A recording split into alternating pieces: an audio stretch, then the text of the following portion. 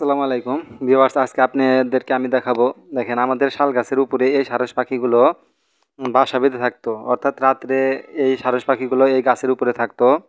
আর গত রাতে বজ্রপাতের কারণে এই পাখিগুলো মারা যায়।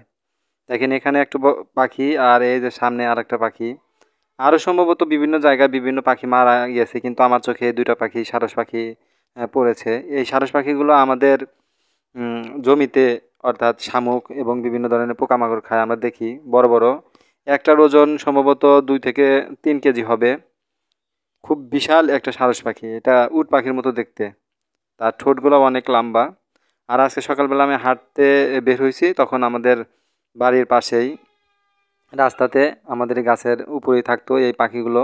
আমরা দেখতাম, কিন্তু আজকে হঠাৎ করেই সকালবেলা দেখি দুটো পাখি এখানে মরে পড়ে আছে। শাল গাছের উপর থেকে পড়ছে, ঠোঁটটা মাটির সাথে গেঁথে গেছে দেখা যাচ্ছে, প্রিয় ভিউয়ার্স।